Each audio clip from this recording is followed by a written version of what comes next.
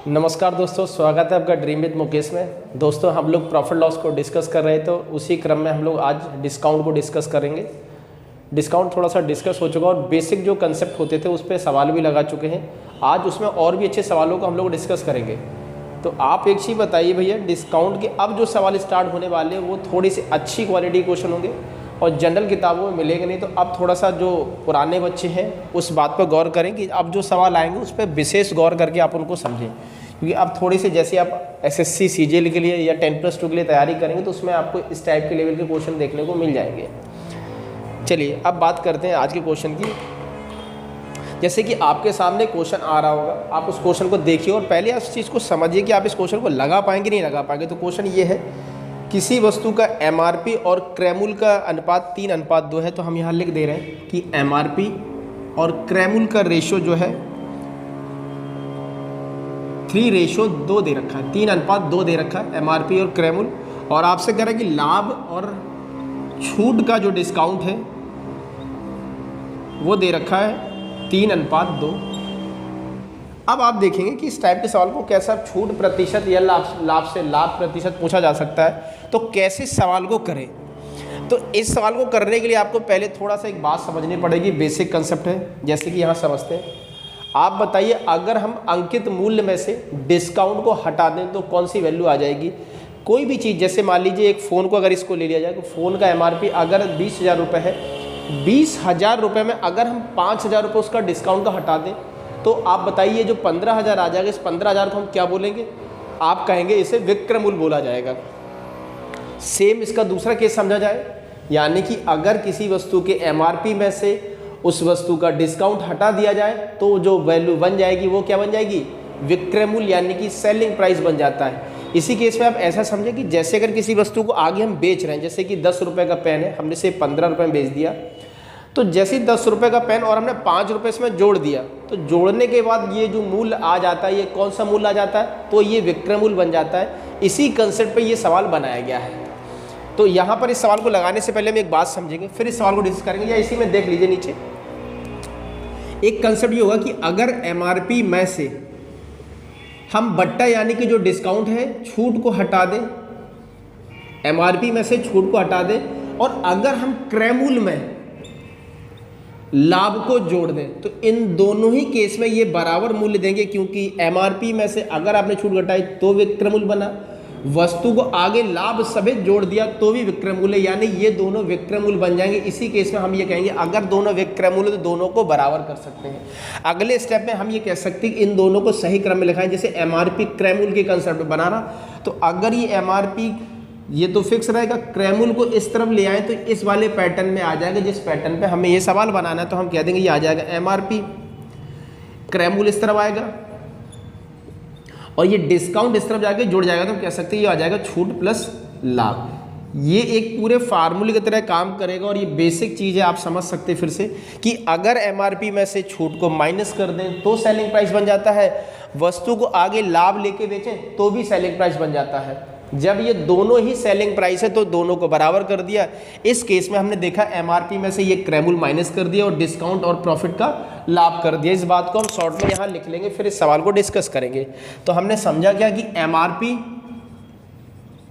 और क्रैमूल का डिफरेंस वही होगा जो छूट और लाभ का सम होगा। अब इस बात को हम लोग डिस्कस करते हैं कि कैसे इस बात को सॉल्व किया जाए। ठीक है, अब आप देख रहे हैं कि एमआरपी और क्रैमूल का डिफरेंस जो किया जाए तो यहाँ पे 3 में से 2 जाएगा तो 1 बच रहा, और वो कह रहा है छूट और लाभ का सम होना चाहिए। तो छूट कितने की है, 2 रुपये की, और लाभ कितना है 5, यानी कि अगर ये 1 बन रहा तो यहाँ कितना, ये 5 बनना चाहिए। लेकिन ऐसा नहीं बन रहा है अभी सवाल में। तो हम क्या करेंगे कि इन दोनों में ये 5-5 बन जाए। इस केस में आपको एक काम ये करना होता है कि बैलेंस करना है। बैलेंस करने के लिए बस इतनी सी बात याद रखना कि अगर ये सम 5 बनाना तो 5 से मल्टीपल यहाँ कर दो। इनका डिफरेंस 1 होना चाहिए तो 1 का आप अपोजिट कर दीजिए, यानी कि ये जो 3 और 5 का सम है इसका यहाँ कर दो। इन दोनों का डिफरेंस है तो यहाँ पे ये डिफरेंस कर दो। अब हम देखेंगे जब इनके रेशियो को ठीक करेंगे तो ये 15 हो जाएगा और 15 आ जाएगा, और ये कितना हो जाएगा 10। 15 में से 10 जाएगा तो 5 बचेगा, और ये 3 है, ये 2 है, 3 में से 2 जाएगा तो कितना बचेगा 3 और 2 5 हो जाएगा, और यहाँ पे 5 बन जाएगा। यानी कि इन दोनों के जो वैल्यू है वो बराबर आने वाली है। तो हम यहाँ पे देखेंगे कि एमआरपी और क्रैमुल के रेशियो अगर यहाँ देखें तो कितने बन जा रहे हैं, 15 और 10 के। और अगर यहाँ लाभ और छूट के डिस्काउंट देखें तो ये बन जाएगा 3:2 बन जाएगा। उम्मीद है बात आप समझ पा रहे होंगे एक क्रम से, क्योंकि ये एमआरपी में से क्रैमुल घटाना है, तो एमआरपी में से अगर आप क्रैमुल घटाएं तो कितना बनेगा, 5। और कह रहा है कि इन दोनों को जोड़ दो छूट लाभ को, तो ये 5 होना चाहिए। तो यहाँ 5 है, यहाँ पे 5 है, यानी अब हमने इक्वेशन को बैलेंस कर लिया। जब इक्वेशन बैलेंस हो जाए तो आपसे 2 चीज़ें पूछी जा सकती है, या तो आपसे छूट का प्रतिशत पूछा जा सकता है कि डिस्काउंट कितने % का है। तो आप देखिए डिस्काउंट को कैलकुलेट किस पे कराते हैं, तो डिस्काउंट को जो कैलकुलेट कराने का तरीका होता है वो होता है एमआरपी पे। और आपसे कहा जाए प्रॉफिट और लॉस को किस पे काउंट कराते हैं, तो आप कह देंगे प्रॉफिट हो चाहे लॉस हो उसको क्रैमुल पे तुलना कराते हैं। ये बात पहले सीख चुके हैं। तो छूट कितने रुपए की है, तो छूट जो है वो 2 रुपये की है। और अगर ये छूट लिखी तो एमआरपी से तुलना होगी, तो एमआरपी कितना है, 15 रुपये। तो ये जो 2 है ये 15 का कितने प्रतिशत है, आप इसे काट के 5 × 15, 5 दूनी 10, ये 40/3 आ जाएगा, जिससे हम काट के छोटा करेंगे 13 सही 1/3% ये आ जाएगा। अब सेकंड बात जो पूछी जा सकती है वो ये पूछी जा सकती है कि बताइए छूट का प्रतिशत तो आ चुका है, अब आपसे कह दें कि बताओ लाभ का प्रतिशत यानी प्रॉफिट % क्या है। अगर लाभ % पता करना है तो लाभ है कितने का, तो लाभ है 3 रुपये का। लेकिन लाभ की तुलना कराएंगे किससे, तो लाभ की तुलना हमेशा और हमेशा क्रैमुल पर होती है। तो क्रैमुल कितना है, ये 10 का कितने % है, तो ऐसा करने पर आप देखेंगे ये 0 से 0 कटेगा और ये आ जाएगा 30% का लाभ कह लें, और चाहे 13 से 1/3% का डिस्काउंट कह लें। ये बात एक जैसी होगी। उम्मीद है ये बात आप समझ पाएंगे। ये एक विशेष पैटर्न है जहाँ पर हम लोग एमआरपी में से क्रैमुल घटाएंगे और जो वो निकल के आएगा वो डिस्काउंट और प्रॉफिट के सम के बराबर होगा। ठीक है, आप इस टाइप के सवालों को एक बार और लगाएंगे, हम लोग एक नए सवाल से इसे समझेंगे। उम्मीद है आप बात समझ पा रहे हो रहेंगे। और बैलेंस करने का तरीका जो हमने सीखा उसको जरूर सीखे रहिएगा। अब जैसे एक अगले सवाल की तरफ चलते हैं और इस सवाल को हम देखेंगे क्या कह रहा है।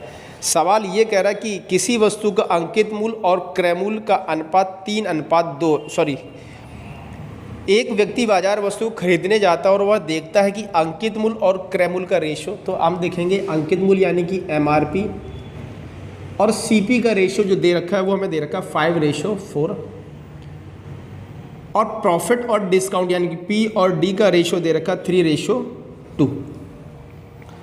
और आपसे सेम चीज़ पूछा रही कि छूट का प्रतिशत क्या है यानी कि डिस्काउंट का % क्या है, इस बात को पूछा जा रहा है।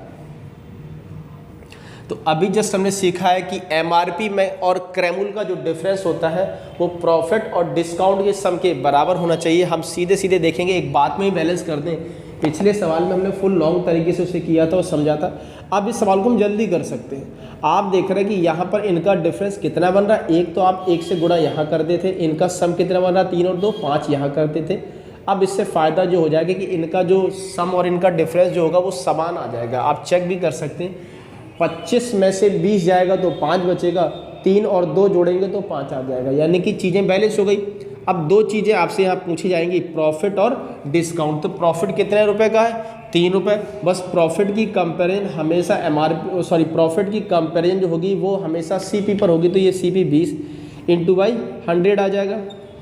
और अगर डिस्काउंट आपसे कहते तो ये बन जाएगा 20 × 100 5 × 15%। और अगर आपसे डिस्काउंट कहते तो डिस्काउंट का % अगर हमें बताना है डिस्काउंट %, तो डिस्काउंट कितने का दिया था 2 रुपये। डिस्काउंट की तुलना जो होगी हमेशा और हमेशा एमआरपी पे होगी। तो एमआरपी 5 × 5 = 25 का ये कितने % है, तो जैसे हम इससे तुलना कराएंगे तो 25 से 2 बार कटे, 25 से 4 बार कटेगा और ये कितना आ जाएगा 8%। तो प्रॉफिट कहा जाए तो 15% और डिस्काउंट कहा जाए तो 8%। फिर से इस बात को समझते हैं।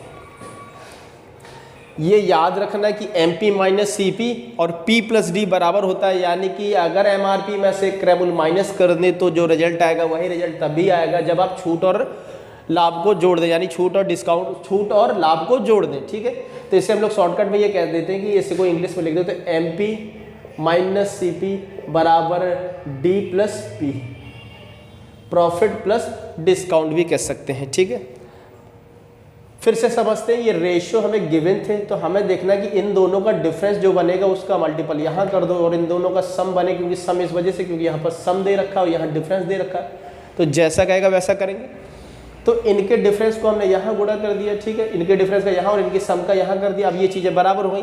प्रॉफिट देखें तो प्रॉफिट कितने रुपए का, गुणा करके देखें तो 3 रुपए। अब ये 3 रुपए प्रॉफिट आया ही, क्रेमुल का कितना, तो क्रेमुल कितना बना था 20 रुपए। इस 20 से तुलना कराया और सवाल का आंसर दिया। ऐसी अगर आपसे डिस्काउंट पूछ लिया जाए तो डिस्काउंट बताने के लिए हम कहेंगे डिस्काउंट कितने पर का हो रहा, तो 2 रुपये का डिस्काउंट हो रहा। लेकिन डिस्काउंट की तुलना किससे कराते, तो डिस्काउंट की तुलना हम लोग MRP पे कराते, तो MRP 5 पंचे 25 का कितने परसेंट है, तो ये 8 आ जाएगा, वो कितना आ जाएगा 15%।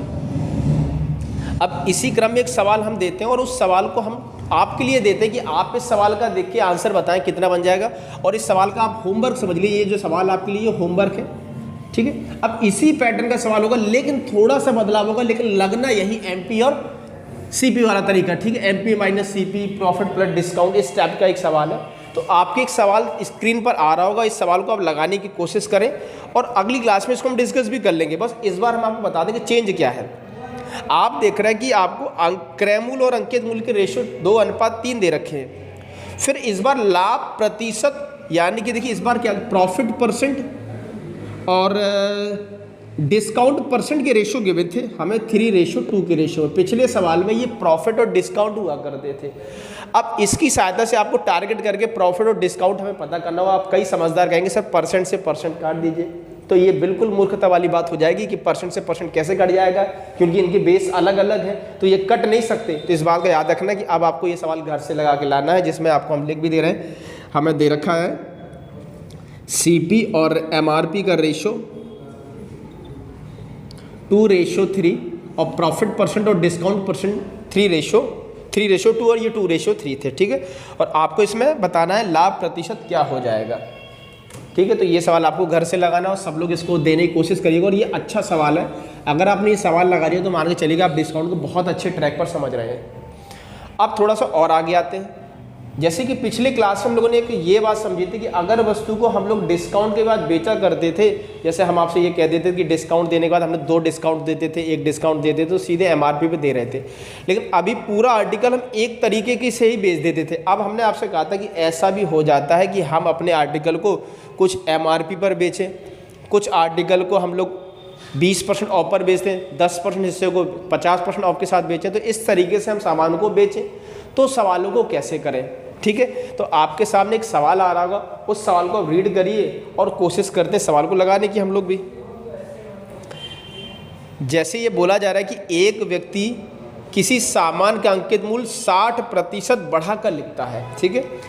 आधे सामान को अंकित मूल्य पर ही बेचता है, 1/4 सामान को 10% के डिस्काउंट पर बेचता है, शेष सामान को 5% छूट पर बेचता है। उसका शुद्ध लाभ प्रतिशत क्या है, समझते हैं। अब आपसे बोला जा रहा है कि हम सामान का, देखिए आपके सामने क्वेश्चन आ रहा होगा, हम सामान का क्रयमूल्य मानने की जरूरत पड़ी तो क्रयमूल्य हमने 100 मान लिया। अब जो हमने कीमत अंकित की वो इससे कुछ बढ़ा के कितने परसेंट अधिक अंकित की, तो आपको कह रहा था कि 80-60% शायद 60% बढ़ा के अंकित कर दो। अगर ये 100 होगा तो ये 160 हो जाएगा। अब हमने कई तरीके से अपनी अपनी वस्तुओं को बेचकर बेचा, तो सवाल में कह रहा है कि आधी वस्तु, तो बताओ 160 अगर पूरा आर्टिकल तो इसका आधा क्या बन जाएगा, आधा बनेगा 80। फिर आपसे कह रहा था आधा करने के बाद, और आधे पर वो आपसे करते जो डिस्काउंट है वो MRP पर ही बेचा, तो हम लोग ये लिखने वाले वो डिस्काउंट लिख रहे हैं। अब बताइए 80 वस्तुओं को अगर उसने अंकित मूल्य पर ही बेच दिया तो डिस्काउंट तो दिया ही नहीं, यानी कि जितना प्रिंट था उस प्रिंट रेट पे ही बेच दिया। अब जब प्रिंट रेट पर बेच दिया तो डिस्काउंट जब दिया ही नहीं तो डिस्काउंट हम कह देंगे इस बार 0 का रहा है। अब आगे आपसे बोला जा रहा था कि 1/4 सामान को 10%। अब बताइए इसका 1/4 अगर पता करें तो 1/4 पता करने पर ही आ जाएगा 40। अब इस 40 पर 10% का ऑफ दिया, तो अगर ये 40 रुपये इस पर MRP लिखा हो, 10% ऑफ देना तो कितना बन जाएगा, 4 रुपये ये ऑफ बन जाएगा। अब आप बताइए शेष सामान की बात कर रहा, तो शेष सामान की अगर बात करें तो 8 4 12 120 ये निकल चुका और टोटल आर्टिकल कितना था 160। अगर 120 यहाँ निकल चुका तो रिमेनिंग आर्टिकल हम कह देंगे 120 अगर निकल गया तो 40 और बच रहा होगा। और इस 40 पे जो हम डिस्काउंट दे रहे हैं, इस 40 पे हम डिस्काउंट दे रहे थे, सवाल चला गया, 5% का ऑफ इस पे दे रहे थे। तो आप बताइए अगर 5% की बात करें तो इसका 10% बनेगा 2 का भी आधा कर दें तो ये बनेगा 5% इसका 2 रुपये। अब आप देखेंगे फाइनली यहाँ डिस्काउंट 0 का, यहाँ डिस्काउंट 4 रुपये का, यहाँ डिस्काउंट 2 रुपये का, टोटल देखें तो ये बन जाएगा 6 रुपये का डिस्काउंट हमने दे दिया। 160 रुपये किसी वस्तु पर अंकित है और आपने 6 रुपये उसको ऑफ दे दिए और आपसे कहते हैं फाइनली बेची कितने को, तो आप कह देंगे कि 160 रुपये में से ये 6 रुपये माइनस कर दीजिए क्योंकि जो डिस्काउंट था वो हटा दो। तो फाइनली हम ये देखेंगे ये आ जाएगा 154% आ जाएगा, 154 आ जाएगा। और आपसे कह रहा बताओ कितने परसेंट का लाभ हुआ। तो फाइनली अगर देखें तो वस्तु का क्रय मूल्य कितना हुआ करता था 100 रुपये। 100 रुपये की वस्तु को हमने 154 रुपये बेच दिया तो लाभ कितने का हो गया 54 रुपये का हो गया। तो हम कह देंगे इसमें 54% का प्रॉफिट हो जाएगा, प्रॉफिट। और यही मैं बताना था ये कितने परसेंट का हो जाए। अब कई लोग इस सवाल को इस तरीके से लगाते हैं जैसे वो सेलिंग प्राइस लिखते हैं तो वो 80 का यहाँ पे एमआरपी बेचा तो 80 लिख देंगे, यहाँ हमने 10% ऑफ के साथ बेचा तो वो कहेंगे 40 का 90%, यहाँ लिखेंगे 40 का 95% कैलकुलेट करके। तो कैलकुलेशन बहुत बड़ी हो जाएगी। तो इस केस में हम इस बात को याद रखेंगे जब भी इस टाइप का सवाल आएगा तो हम डिस्काउंट अलग से देखेंगे कि डिस्काउंट कितने कितने हम कहाँ पे दे रहे हैं और डिस्काउंट को एक साथ जोड़ लेंगे तो हम एमआरपी में से जैसे डिस्काउंट माइनस करेंगे तो हमें तुरंत ही ये सेलिंग प्राइस पता लग जाएगा। जब खरीद मूल्य पता हो और सेलिंग प्राइस पता हो तो तुरंत हम बता देंगे कि कितने परसेंट का लाभ हो रहा है। और हम आपको ये भी पता होगा कि हमेशा हम लोग जो खरीद मूल्य लेते हैं वो 100 रुपये लेते हैं, जिससे कि कैलकुलेशन बहुत ईजी बना रहा है। हम मन में ही सवाल कर लेंगे जैसे ये 100 से 154 हुआ, तुरंत पता लग गया कि 54% का लाभ है। अब इस कैटेगरी एक सवाल और लिखते हैं और करते हैं उसको डिस्कस। और अगर इसमें कोई डाउट हो तो आप कमेंट बॉक्स में कमेंट करके पूछ लीजिएगा कि सर इसमें डाउट क्या हो रहा है। और जब भी इस टाइप का सवाल आएगा तो हम लोग क्या करेंगे, हम डिस्काउंट को लिखेंगे अलग से कि डिस्काउंट हमने कितने का दिया।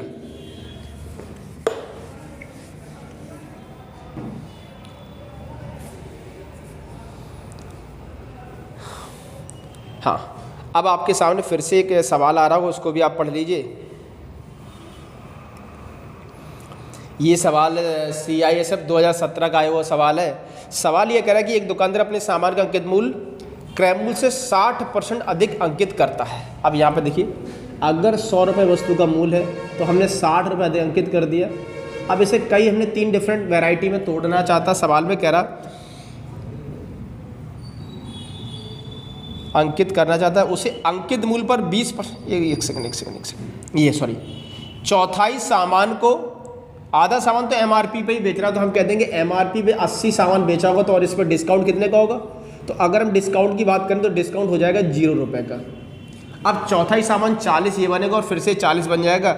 बस अंतर ये कि 40 में से 10% ऑफ दे रहे तो ये 4 आ जाएगा, लेकिन यहाँ पर अब 2 ऑफ दे रहे हैं। अब यहाँ पर कैलकुलेशन थोड़ी सी बच्चा गलत करेगा। अब यहाँ पे हमसे कह रहा है डिस्काउंट हो रहा 10% और 8% डिस्काउंट हो रहा। अब आप कह देंगे सर अगर 10% की बात करें तो पहले इसमें हमें 2 बट्टे देने वैसे, पहला बट्टा आप देंगे तो 4 रुपये का बट्टा तो ये मिल जाएगा। अब रिमेनिंग वैल्यू पर दूसरी वैल्यू भी देना, तो 4% और 8% की बात कर रहा। अब जैसे ही 4% से माइनस हुआ तो ये 36 हो गया था। अब इस पर 8% और पता कर लो कि कितना बनेगा। तो आप बताओ जब 8% पता करेंगे तो आप गुणा कर लीजिए तो कितना हो जाएगा, 8 छंग 48 की 8 हासिल 4 आई और 24 4 28 और ये आ जाएगा 2.88 ये हो जाएगा। अब अगर हम तीनों को जोड़ लें तो हम देखेंगे 4 ये और 4 4 8 यानी कि ये हो जाएगा 10.88% का हमने डिस्काउंट यानी ऑफ दे दिया। 160 रुपये उस पर MRP था, ये MRP था, ये CP था, डिस्काउंट। अब अगर MRP में से ये डिस्काउंट की वैल्यू हटा दें तो सेलिंग प्राइस यानी कि विक्रय मूल्य आ जाएगा। तो तुरंत हम लोग यहाँ विक्रय मूल्य बनाएंगे और चिंता से मुक्ति पा जाएंगे। तो 160 में से ये 10.88 माइनस कर दीजिए। तो आप बताइए 160 में से ये 10 घटाएं तो कितना आ जाएगा, 150 में 10 और घट दो 149.22 ये आ जाएगा। ठीक है, ठीक है। हाँ, अब यहाँ पे देखिए कि ये 100 रुपये की फाइनली वस्तु खरीदी थी और हमने बेच कितनी में दी, तो 149 पॉइंट, तो हमने प्रॉफिट कितने गेन किया, तो 49.22% का प्रॉफिट हो जाएगा और यही सवाल का आंसर बन जाएगा। तो ऐसे हमने ये सवाल किया। हमें करना क्या है जरा सर कि क्रय मूल्य 100 लेना, वस्तु का दाम जितने % अंकित करेगा वो लिख देंगे। फिर जिस तरीके से सवाल में बेचेगा, जैसे वो कह रहा था कि आधे को MRP पे, ये MRP बेच दिया, तो MRP पे अगर वस्तु को आप बेचते हैं तो डिस्काउंट देते ही नहीं, तो हम यहाँ 0 लिख देते हैं। सेकंड टर्म में कहता है कि इसको 10% ऑफ, तो इसका 10% पता कर दिया। इस पे 2 हमने डिस्काउंट दे दिए। अब आप कैलकुलेशन अगर बढ़ाना चाहें तो आप कुछ कई लोग ऐसे करेंगे, 40 का 90% पता करेंगे, 9/10 पता करेंगे, फिर इससे 5% डिस्काउंट दे रहे थे 8%, तो यहाँ पे करेंगे 92%। इसे काटेंगे और काटने पर जो वैल्यू आएगी उसको फिर 40 में से घटाएंगे। जब 40 में से घटाएंगे तो आपको सेलिंग प्राइस पता लगेगा। तो यहाँ पर ये कैलकुलेशन ऑप्शन आएगा यही कि 6.88 आ जाएगा निकल के उसका डिस्काउंट। उससे अच्छा है कि हम क्या करेंगे, उसका डिस्काउंट ही मन में कैलकुलेट करा लें, तो जिससे सवाल बेहद सरल हो जाता है। उम्मीद है ये बात आप समझ पा रहे होंगे। ये अच्छे सवाल हैं, ये एक बार में समझ में आ जाए तो बहुत अच्छी बात है। अगर एक बार में समझ में नहीं आ रहा है किसी व्यक्ति को तो आप इनको 1-2 बार बार लगाएं, लेकिन ये महत्वपूर्ण सवाल है। अगर आप पेपर एसएससी सीजीएल के लिए तैयारी कर रहे हैं तो आप इस टाइप के सवालों को लगाएं, ये बहुत अच्छे सवाल हैं भैया। अब आते हैं थोड़ा सा और आगे।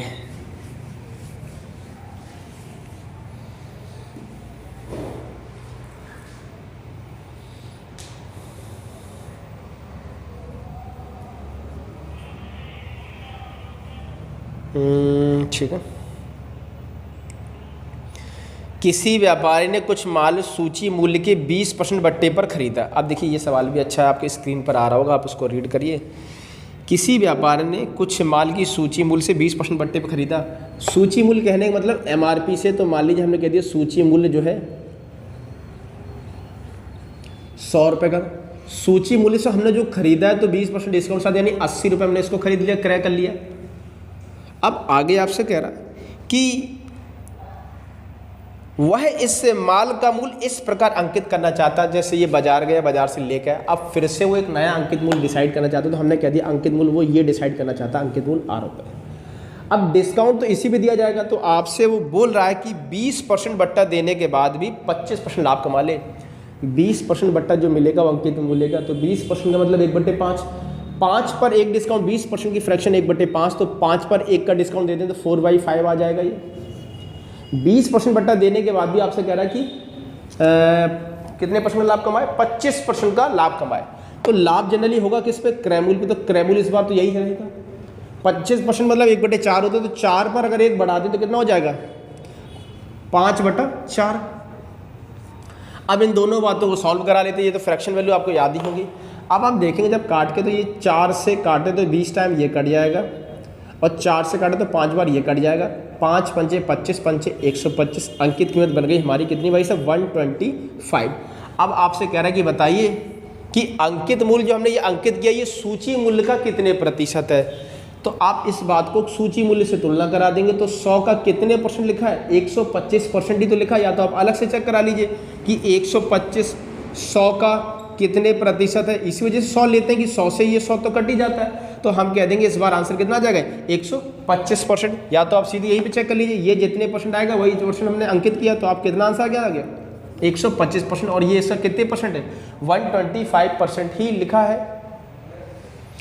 ये बात आपको समझ में आ गई। ये सवाल भी पेपर में पूछा गया है। अब थोड़ा सा और आगे आते हैं, इसी क्रम में इस टाइप का एक सवाल और लगाते हैं हम लोग, इस टाइप का एक सवाल और लगाते हैं। अब जैसे इसी क्रम में अगर आगे चलें तो अगला सवाल देखिए, ये बोला जा रहा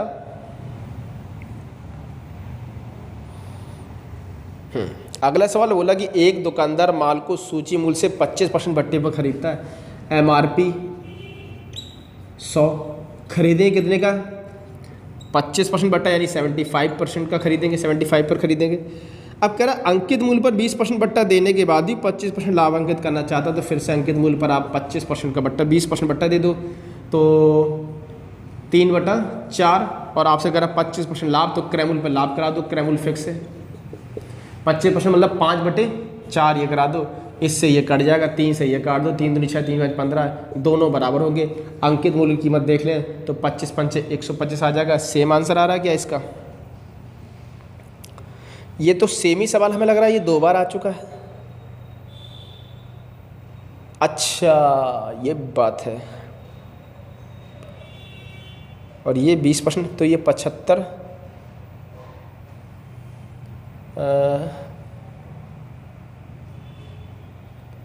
ये तो सेम है, 25 पंच 125। कोई गड़बड़ तो नहीं की हुई हमने, कितने परसेंट डिस्काउंट देना था, 20% बट्टा, ठीक है। हाँ तो आंसर हो सकता है, बिल्कुल सेम हो सकता है। तो आप बताइए इसमें ये कितना आ जाएगा, 125। तो यही सवाल में फिर से आपसे पूछा जा रहा है कि बताइए सूची मूल्य के कितने प्रतिशत का मूल्य माल में अंकित करें। तो अंकित कितने, 125, 100 का कितने, ठीक, दोनों का आंसर सेम ही है। उम्मीद है ये छोटी सी क्लास आपको बेहद अच्छी लगी होगी और चैनल को लाइक सब्सक्राइब करते रहिए। Thank you.